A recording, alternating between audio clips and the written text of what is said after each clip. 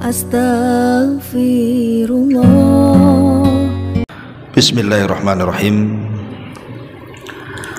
Assalamualaikum warahmatullahi wabarakatuh. Alhamdulillah wassalatu wassalamu ala Rasulillah wa ala alihi wa sahbihi wa mawalah wa la hawla wa la quwwata illa billahi wa ba'du.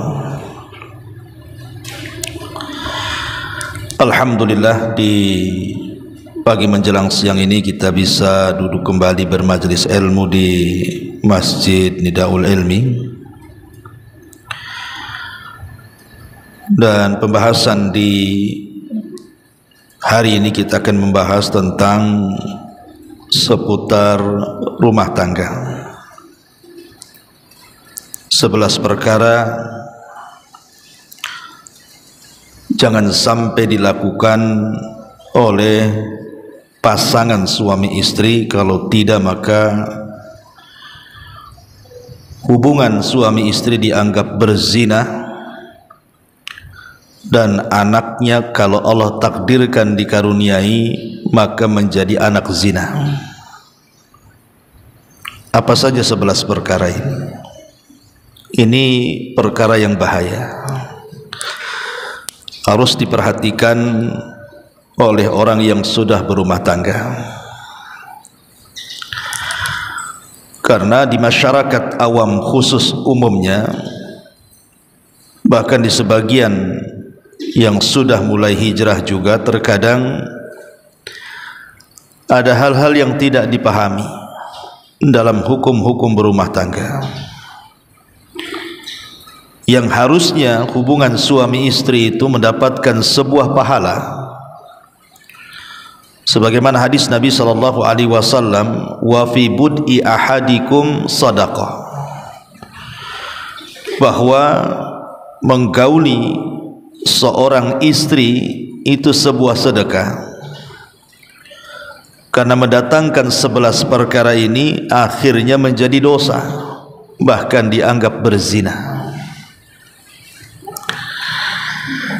Ma'asyiral muslimat yang dimuliakan Allah Azza wa Jalla, karena kita tahu bahwa di antara tujuan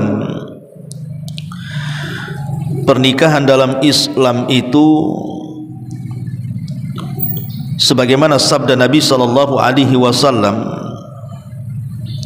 dalam sebuah hadis yang masyhur, ya ma'syaras sabab man istata'a minkumul ba'ata falyatazawwaj fa innahu aghaddu lil basari wa ahsanu lil faraji wa man lam yastatif alaihi bis saumi fa innalahu wijaun.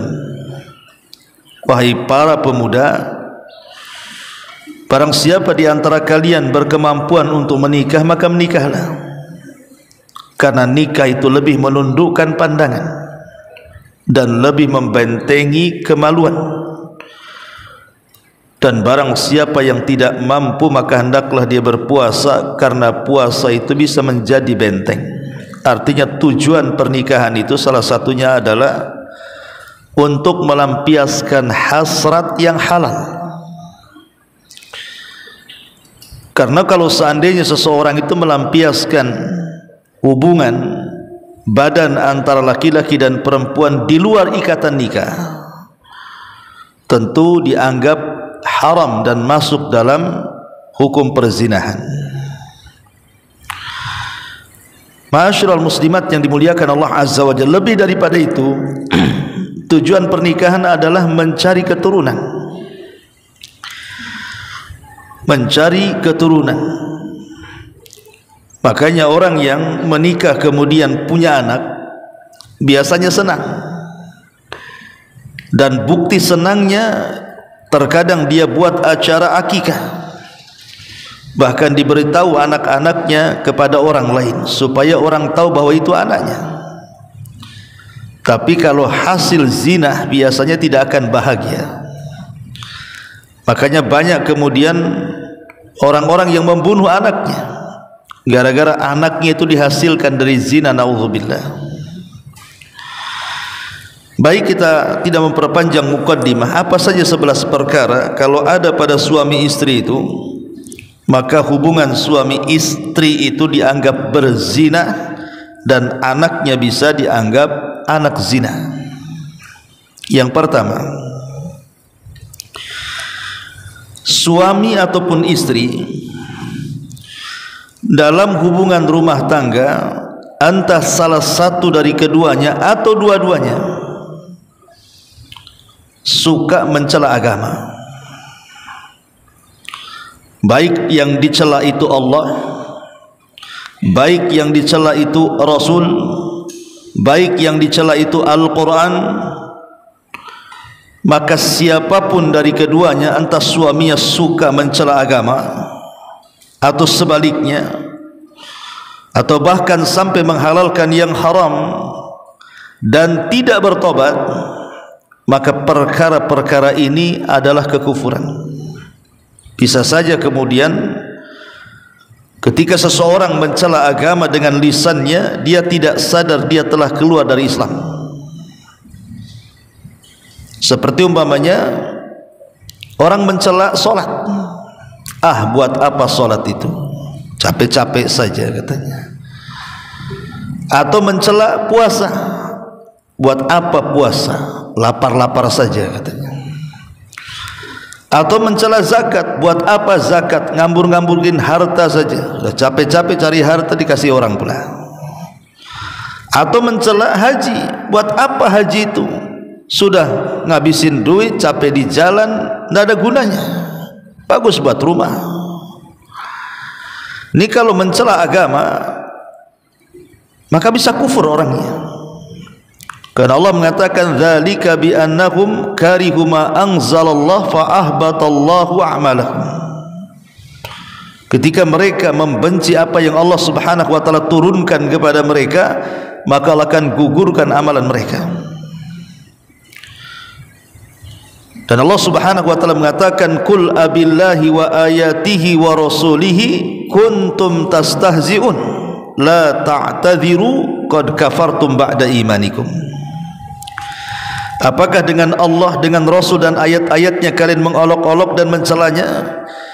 Maka tidak ada uzur bagi kalian, kalian sudah kufur setelah keimanan kalian. Maka kalau seandainya ibu punya suami, naudzubillah, suka mencela agama, mencela Allah, mencela Rasul, mencela Al-Quran, menghalalkan yang haram dan begitu seterusnya, kalau tidak bertobat bu, ibu harus menahan diri dengan suami, tidak boleh melakukan hubungan sampai suami bertobat dengan taubatan nasuha tentunya, karena suami ibu sudah keluar dari Islam. Orang yang mencela Islam itu dia telah keluar dari Islam. Berarti hubungan ibu dengan suami itu sama dengan hubungan seorang muslimah dengan orang kafir jadinya. Maka ini yang pertama, kalau terus melakukan hubungan maka dianggap berzina, karena melakukan hubungan dengan orang kafir dalam sebuah ikatan rumah tangga. Ma'asyiral muslimat yang dimuliakan Allah Azza wa Jalla, ini yang pertama. Kemudian yang kedua, suami ataupun istri yang meninggalkan salat. Suami ataupun istri yang meninggalkan salat, bahkan sama sekali tidak salat. Bahkan kalau diingatkan para suami disuruh salat, apa katanya? Buat apa aku salat? Aku masih lebih baik kok daripada orang yang tidak salat tuh.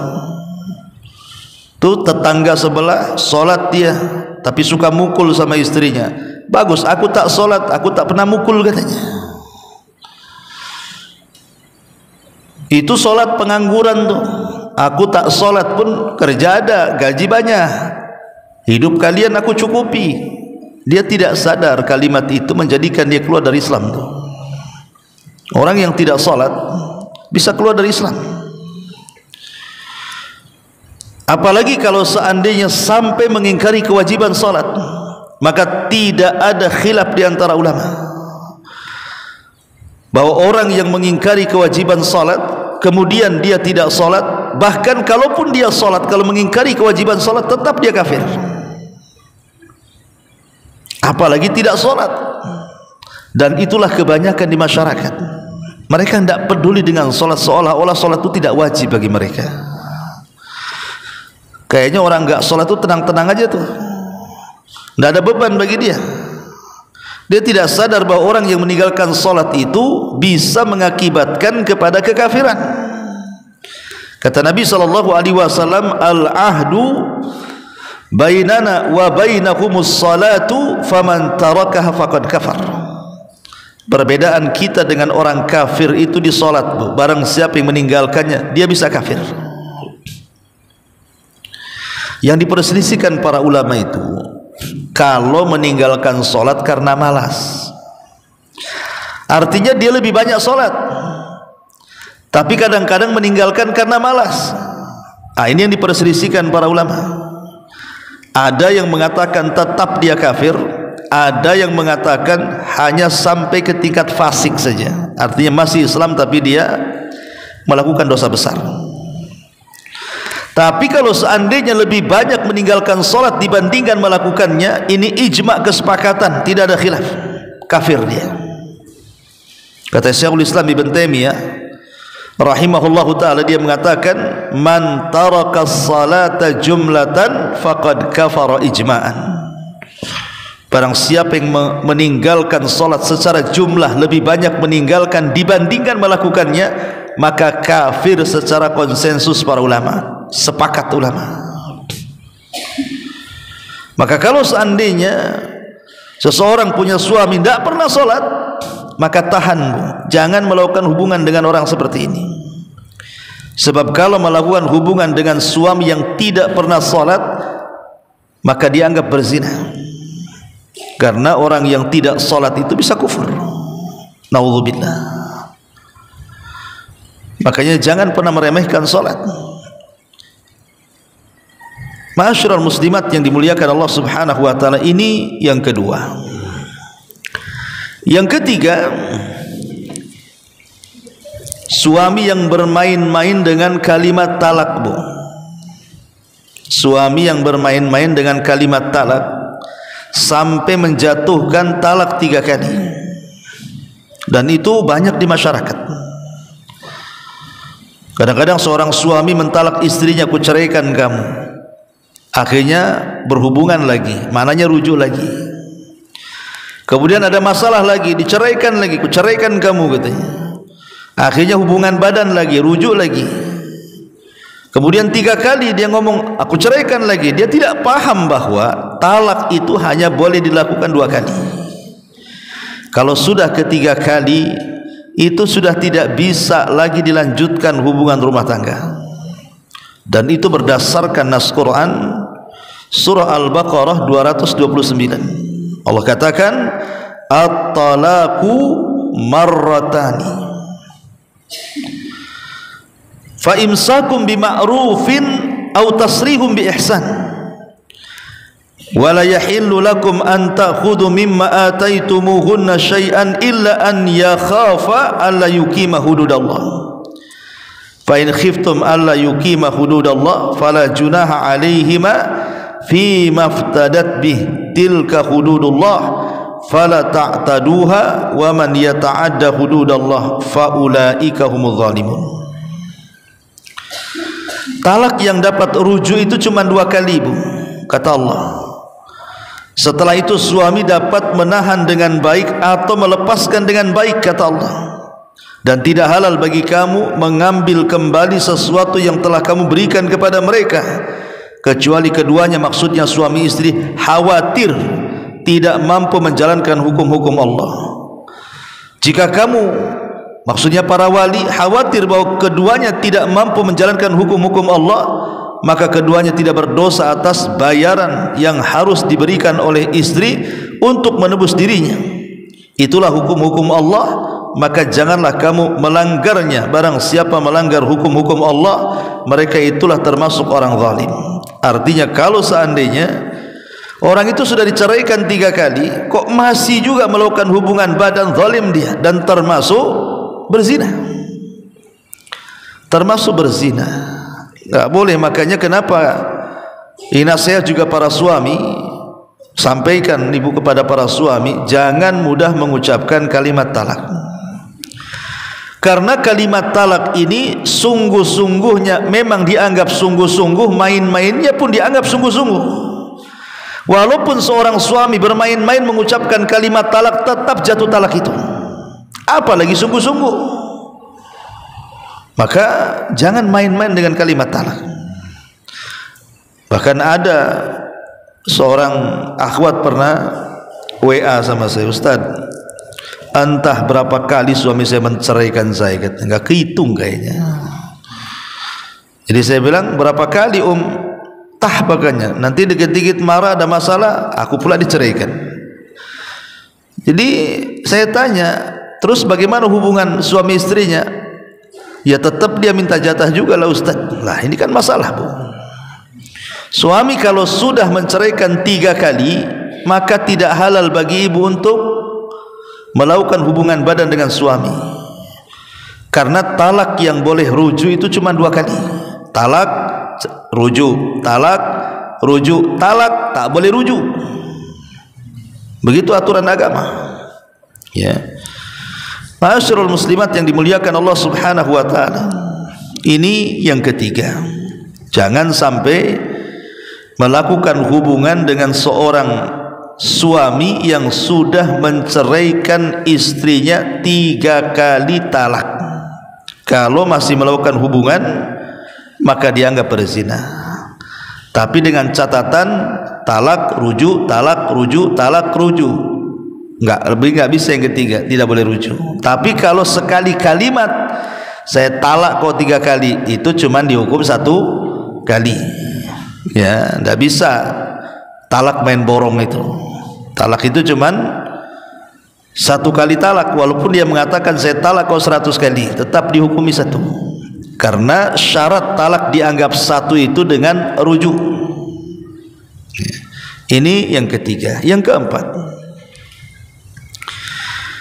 ma'asyiral muslimat yang dimuliakan Allah Subhanahu wa taala, menikahi wanita yang dizinahi kemudian dia hamil. Banyak di masyarakat, bu, kadang-kadang ada tradisi itu yang buruk. Ada anak muda pacaran dengan seorang wanita, kemudian tidak direstui orang tuanya, akhirnya dizinahi sampai hamil biar direstui. Itu ada tuh kebiasaan kayak gitu tuh. Jadi menikahi orang yang sudah dizinahi kemudian dia hamil, setelah hamil baru dinikahi itu. Ma'asyiral muslimat yang dimuliakan Allah Azza wa Jalla, memang kita katakan terjadi perselisihan ulama. Apakah boleh seseorang itu menikahi wanita yang sudah hamil karena dizinahi? Dalam mazhab Hanafiyah dan juga Syafi'iyah, boleh menikahi wanita hamil dari zina, tetapi dia mengatakan fala yahillu lahu wat'uha hatta tadha, tapi hanya boleh dilakukan akad saja. Selepas akad pernikahan tidak boleh digauli sampai melahirkan, supaya tidak tercampur antara sperma haram dengan sperma suci. Kenapa demikian? Karena Rasul yang mengatakan, man kana yu'minu billahi wal yaumil akhir fala yasqi ma'uhu zar'a ghairihi. Barang siapa yang beriman kepada Allah dan hari akhir, maka tidak boleh mengairi airnya kebun yang diairi orang lain. Hadis ini seolah-olah umum. Apakah yang menikahinya orang yang menzinahinya, ataukah yang menikahinya bukan orang yang menzinahinya? Tetapi para ulama ada juga mengatakan bolehnya menikahi wanita hamil itu khusus bagi yang menzinahinya saja. Tapi yang tidak menzinahinya hanya untuk menyelamatkan rasa malunya saja, maka tetap dalam agama tidak boleh. Karena tidak boleh mengairi air kebun yang sudah diairi orang. Ini kinayah dari Nabi. Tapi dalam madhab yang lain, Mazhab Maliki dan Hambali mengatakan tidak boleh menikahi wanita hamil. Apakah hamilnya atau apakah dinikahi orang yang menghamilinya atau dinikahi bukan orang yang menghamilinya, tetap tidak boleh secara mutlak sampai melahirkan. Jadi sini ada dua pendapat. Ada yang membolehkan tapi dengan catatan bagi yang menzinahinya saja. Itu pun setelah menikah tidak boleh digauli sampai dia melahirkan. Tapi ada yang mengatakan mutlak tidak boleh. Dan inilah pendapat yang kuat sebenarnya. Karena Syekh bin Baz rahimahullahu taala ditanya tentang hukum orang yang menikahi wanita hamil dari hasil zina itu. Beliau mengatakan la yajuzul aqdu 'alaiha hatta tathura. Tidak boleh melakukan akad pernikahan sampai betul-betul wanita itu suci, artinya melahirkan anaknya. Dari sini kita tahu bahwa fatwa beliau dilarang mengikuti mazhab Hambali tentunya. Tetapi kalau seandainya wanita hamil kemudian dicerai, kemudian dia hendak menikah lagi, maka ini sepakat ulama, tidak ada khilaf, tidak boleh menikahi wanita yang sudah hamil karena sebuah perceraian. Ini kan bukan zina, dia menikah tapi hamil oleh suami pertamanya, kemudian diceraikan, kemudian hendak menikah lagi, maka tidak boleh dinikahi wanita ini. Sepakat tidak ada khilaf sampai bayinya melahirkan. Jadi yang jadi khilaf adalah wanita yang hamil karena zina. Itu yang dikhilafkan para ulama. Tetapi kalau itu sudah terjadi, al-akhwat kata para ulama an yu'adal aqdul an. Sebaiknya kalau dulu pernah menikah dan istrinya sebelum dinikahi sudah hamil karena dia, maka sebaiknya pernikahannya diulang. Sebaiknya pernikahannya diulang. Ini perkara yang keempat. Perkara yang kelima, menikahi wanita yang bukan ahli kitab. Umpamanya ada seseorang menikahi wanita dan agamanya Hindu atau Buddha atau Konghucu atau Tepekong atau apa itu agama-agama di luar daripada ahli kitab, ya. Maka wanita-wanita di luar ahli kitab, maksudnya Yahudi dan Nasrani. Kalau Yahudi Nasrani boleh, laki-lakinya Muslim, wanitanya Yahudi atau wanitanya Nasrani, dalam Islam masih dibolehkan, tapi dengan tata cara Islam pernikahannya. Tapi kalau wanitanya dia bukan Yahudi, dia bukan Islam, tapi Hindu, Buddha, Konghucu atau apa namanya, maka dilarang, tidak boleh. Karena Allah Subhanahu wa taala berfirman, "Wala tankihul musyrikati hatta yu'min, wala amatun mu'minatun khairun mim musyrikatin walau a'jabatkum." Janganlah kalian menikahi wanita-wanita musyrik sehingga mereka beriman. Sungguh budak perempuan yang beriman lebih baik daripada perempuan musyrik, walaupun perempuan musyrik itu sangat menggodamu. Jadi kalau seandainya ada seorang muslim menikah dengan wanita selain daripada ahli kitab, maka hubungan suami istrinya dianggap berzina. Dan kalau punya anak, anaknya dianggap anak zina. Tidak boleh. Maka hati-hati bu, ya, kalau ibu punya anak perempuan atau anak laki-laki, perhatikan jodoh mereka. Jangan nyasar pula ke orang-orang kafir, karena bahaya. Ataupun sebaliknya, ahli kitab tapi masalahnya perempuannya dari kita, wanitanya seorang muslimah, laki-lakinya Yahudi ataupun Nasrani, tetap tidak boleh. Jadi kalau wanita muslimah menikah dengan laki-laki Nasrani atau laki-laki Yahudi, tetap tidak boleh pernikahannya kalau dilanjutkan dianggap berzina. Jadi yang dibolehkan itu cuma satu perkara saja, laki-lakinya dari kita, perempuannya Nasrani atau Yahudi. Tapi sebaiknya janganlah cari Yahudi ataupun Nasrani.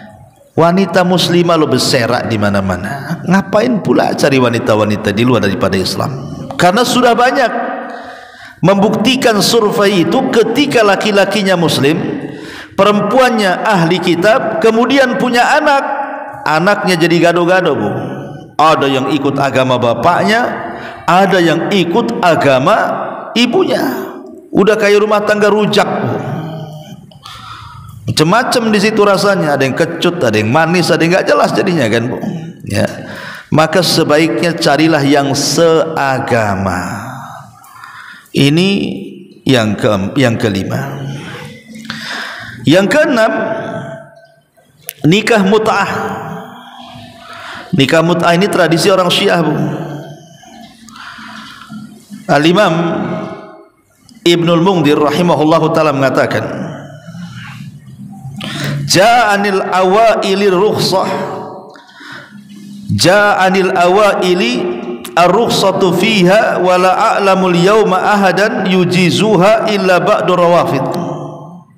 Kata beliau, memang dulu di zaman Rasul pernah Rasul sallallahu alaihi wasallam memberikan rukhsah boleh nikah mut'ah, tapi hari ini kata beliau, aku tidak tahu ada satupun ulama ahli sunnah yang membolehkan nikah mut'ah kecuali orang Rafidah. Orang Rafidah itu orang Syiah.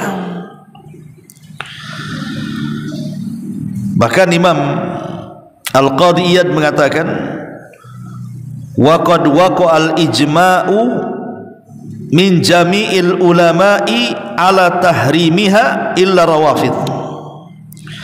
Sepakat para ulama, semua ulama sepakat tentang haramnya nikah mut'ah itu, kecuali orang-orang Syiah. Jadi kalau sepakat artinya tidak ada khilaf. Maka kalau seandainya seseorang terjadi melakukan nikah mut'ah, maka pernikahannya dianggap zina dan anaknya hasil zina. Karena tidak ada beda mut'ah itu dengan menyewa pelacur, Bu. Apa bedanya? Nikah mut'ah itu dengan menyewa pelacur itu kurang lebih saja. Seperti itu gambarannya. Seorang laki-laki datang ke lokalisasi, kemudian tawar-tawaran berapa harganya, kemudian melakukan hubungan suami istri. Itulah zina. Begitulah nikah mut'ah. Jadi kurang lebih saja gambarannya. Makanya kalau seandainya orang terjerumus kepada nikah mut'ah, maka hubungan suami istri dianggap berzinah dan anaknya dianggap anak hasil zina. Ini yang keenam. Kemudian yang ketujuh, menikah dengan wanita yang masih ada masa idahnya. Umpamanya ada seorang wanita dicerai oleh suaminya. Wanita yang dicerai suaminya itu kan kondisinya macam-macam, Bu. Satu, kadang-kadang dia dicerai dalam kondisi hamil, ataupun dia tidak hamil, dia wanita haid dan sudah digauli, ataupun diceraikan belum digauli, atau dia sudah menopause, sudah tidak keluar darah haid. Itu kan masa idahnya macam-macam, Bu. Kalau wanita hamil masa idahnya sampai melahirkan. Kalau wanita yang masih haid berarti sampai 3 kali haid atau 3 kali sucian haid. Kalau wanita yang sudah menopause 3 bulan dan itu. Jadi wanita-wanita itu ada masa idahnya setelah dicerai, talak pertama atau talak kedua. Lah apabila ada seorang wanita diceraikan oleh suaminya, anggap saja saya contohkan wanita yang masih normal haidnya, berarti setelah diceraikan suaminya, dia tidak boleh menikah lagi selama 3 kali sucian haid. Artinya ya kurang lebih 3 bulan. Kalau seandainya di tengah-tengah karena sudah tidak sabar, sudah benci dengan suaminya, ingin menikah lagi dengan laki-laki lain, atau memang dia menikah itu gara-gara orang ketiga, akhirnya dia menikah, masa idahnya belum selesai, maka pernikahannya dianggap berzina, tidak sah. tidak sah menikahi wanita di masa haid, di masa iddahnya. Selesaikan dulu iddahnya. Kalau habis diceraikan, selesaikan iddahnya 3 kali sucian haid, baru setelah itu menikah. Tapi kalau seandainya belum selesai masa iddahnya, maka kemudian dia menikah dengan laki-laki lain, tidak dianggap sah. Kenapa? Karena wanita yang berada di masa iddahnya itu masih statusnya istri orang. Karena bisa saja suami yang pertama ingin rujuk. Berarti ada kemungkinan suami yang menceraikannya kan rujuk. Berarti kalau rujuk, status dia masih istri. Makanya wanita yang berada di masa iddahnya itu masih ada kewajiban suami memberikan nafkah, karena itu masih dianggap istri yang tergantung. Kecuali kalau sudah hilang masa iddahnya, berarti sudah sah, dia bukan lagi istri daripada suami pertamanya, boleh dia nikah. Kalau ada orang nekat di masa iddahnya kemudian dia menikah, tidak sah pernikahannya, dan hubungan suami istrinya dianggap zina, turunannya dianggap hasil zina. Ini harus dipahami. Ini yang ketujuh. Bahkan ada sebagian ulama berpendapat, barang siapa yang menikahi wanita di masa haidnya, bukan hanya tidak sah pernikahannya, tapi dia tidak boleh menikahi dia sampai kiamat. Kenapa? Karena ada kaidah, man istajala qabla awani uqiba bihirmani. Barang siapa yang tergesa-gesa sebelum waktunya, maka diharamkan selamanya. Wanita di masa iddah ini belum waktunya dinikahi, malah dinikahi pula, maka diharamkan selamanya. Ada sebagian ulama berpendapat seperti itu.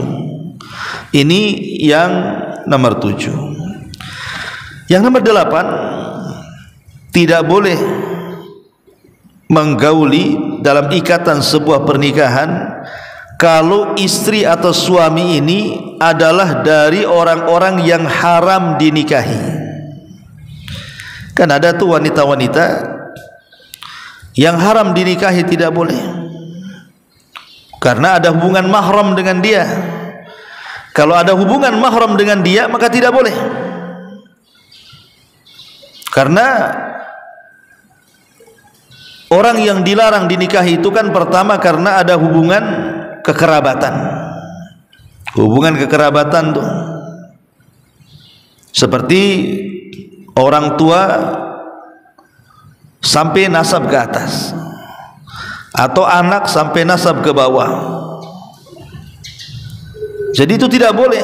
Bibi itu juga tidak dibolehkan.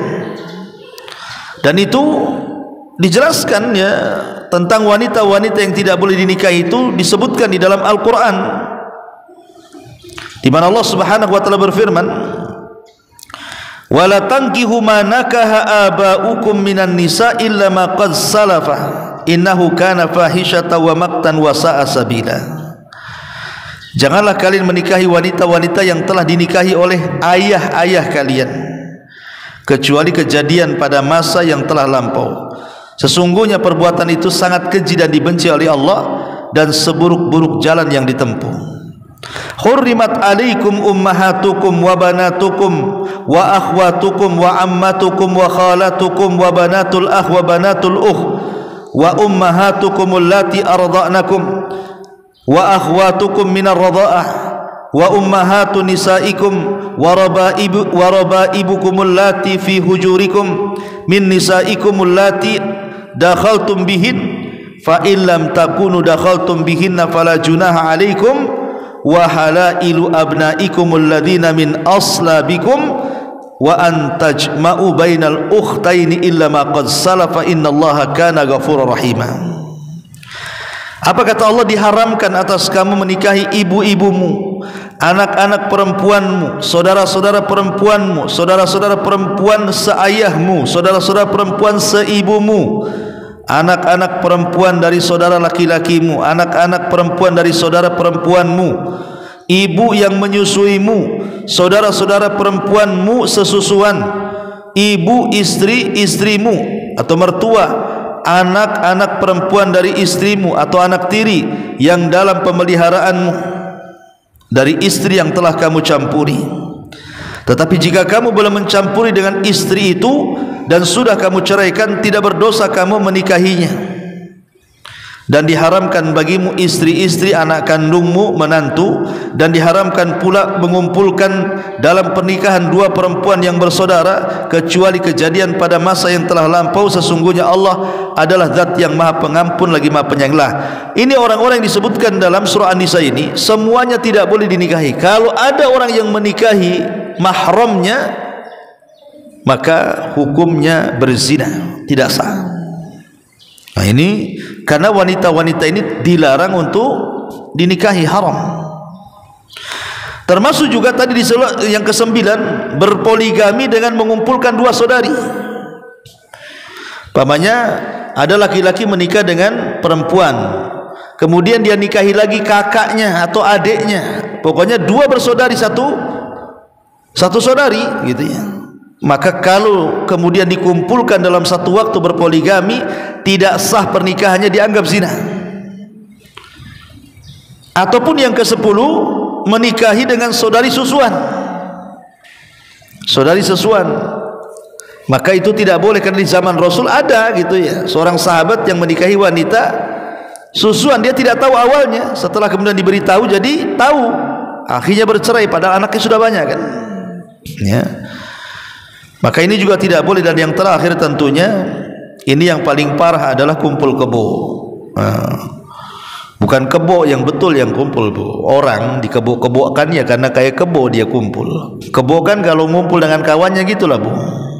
Nggak mungkin dia terpisah tuh. Dia kumpul-kumpul aja di situ. Nah itu banyak sekali orang yang belum menikah hidup satu atap. Ada kan, Bu? Banyak di Batam ini. Kalau jadi wanita simpanan orang-orang dari Singapura kan banyak tuh. Naudzubillah ya. Kadang-kadang yang lebih parah lagi, saya dapat cerita ini, si istri ini punya suami di Jawa, tapi kadang dia menikah lagi dengan ape-ape dari Singapura. Ini kan ya Allah ya Rabbi, ini banyak di Batam ini kan. Naudzubillah, Bu. Tidak boleh wanita yang sudah menikah, tidak boleh dia berpoligami. Yang boleh poligami itu laki-laki ya. Atau memang sama sekali tidak terikat dengan pernikahan, hidup satu atap, maka ini dianggap berzina. Na'udzubillah, tidak dibolehkan dalam Islam. Dan kalau dia melakukan hubungan ya zina, anaknya hasil zina kan itu. Maka dan ini sebuah tanda-tanda dari tanda-tanda akhir zaman. Kata Nabi, inna min asyratis saati an yurfa al ilmu wa yanshurul jahlu wa yabsu zina. Di antara tanda-tanda dekatnya kiamat adalah diangkatnya ilmu, tersebarnya kejahilan, dan tersebarnya perzinahan di mana-mana. Inilah 11 perkara jangan sampai ada pada suami istri, kalau tidak maka dianggap berzina, dan anaknya anak hasil zina. Dan anak hasil zina itu, Bu, kasihan hidupnya. Sebenarnya kalau orang tuanya paham kalau dia punya anak hasil zina itu, apa tidak kasihan dengan anaknya? Pertama, dia tidak boleh nasabkan kepada bapaknya. Anak hasil zina itu hanya boleh dinasabkan kepada ibunya. Yang kedua, dia tidak mendapatkan warisan dari bapaknya, dia hanya mendapatkan warisan dari ibunya. Jadi sekaya apapun bapaknya itu gak dapat warisan. Yang ketiga, dia tidak ada hubungan mahram dengan bapaknya, dia hanya ada hubungan mahram dengan ibunya saja.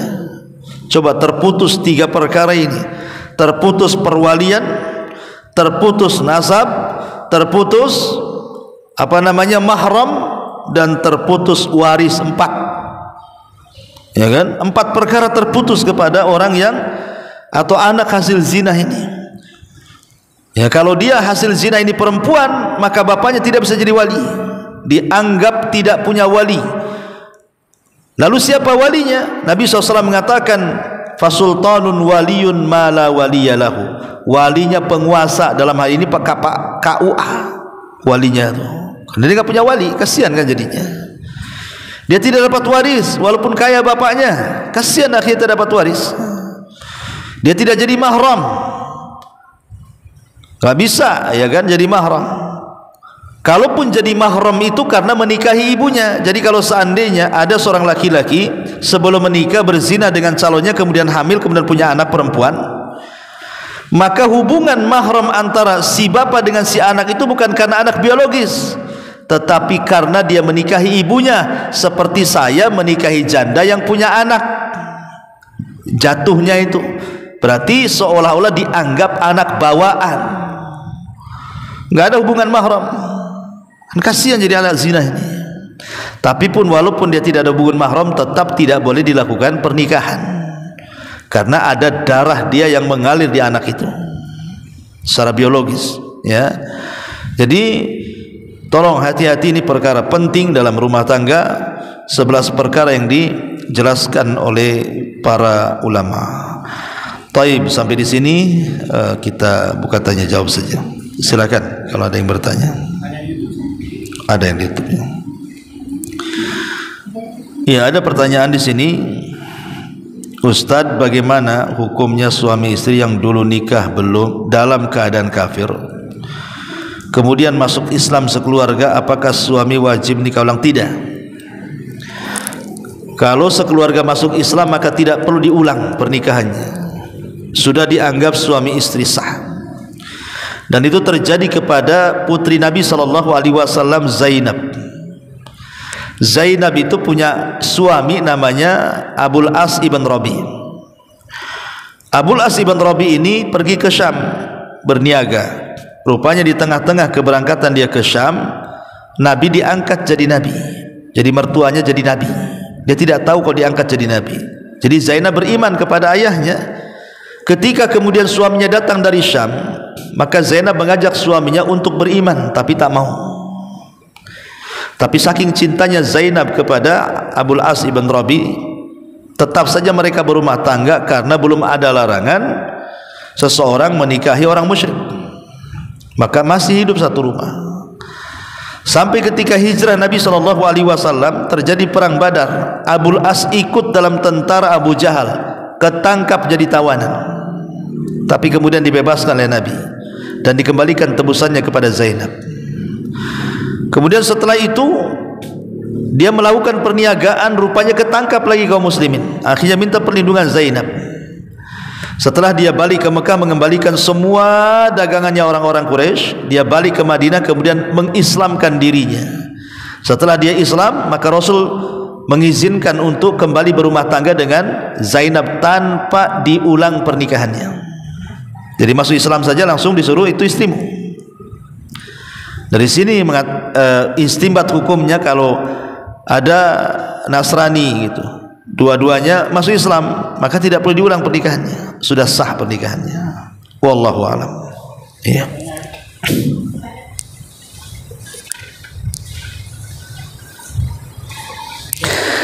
Sudah tidak ada, alhamdulillah.